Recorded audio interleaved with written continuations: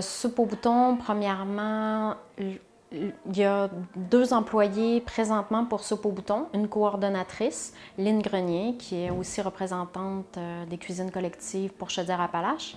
Il y a aussi Martine Aymon, qui est responsable des installations à Saint-Jean-Port-Joli. Puis il y a Danielle Lavoie, qui est animatrice de cuisine collective pour Soupe au bouton.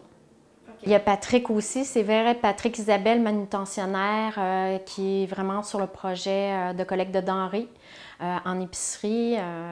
Puis c'est tout le projet du GRAP qu'on a monté sur pied, surtout cet hiver, alors qu'on a entendu parler récupération de denrées en épicerie.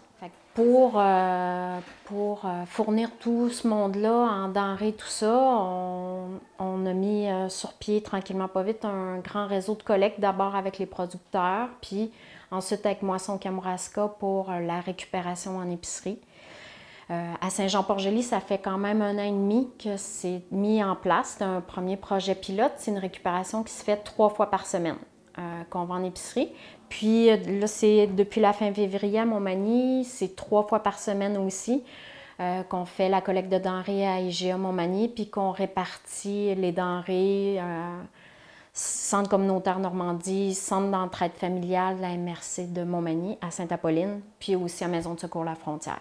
C'est vraiment leur équipe de bénévoles qui vont traiter les denrées. Nous, le manutentionnaire s'occupe d'aller les porter aux différents endroits. Puis c'est vraiment les cuisiniers qui sont là-bas ou les bénévoles qui vont s'occuper de...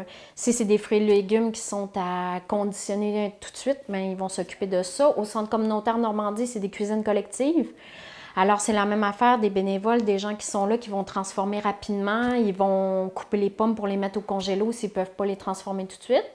Puis du côté de Saint-Jean-Port-Joli, bien, c'est sur le même principe. C'est équipe de bénévoles ou cuisine collective qui est là pour traiter les denrées rapidement. Fait que c'est des surprises à chaque semaine. Il faut être prêt à agir le lendemain. Là, c'est fruits et légumes. Il faut que ça se fasse rapidement. On est en train de faire le bilan présentement en mars, mais vous voyez, comme Soupe au bouton, c'est 12 groupes de cuisine collective sur la MRC de Lilley et de Montmagny. C'est des groupes qui varient entre 4, 5, 6, 7 participants.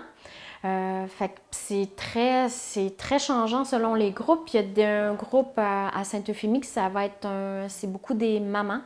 Fait que ça nourrit plus de familles. Il y a des groupes que ça va être plus des personnes âgées et tout ça.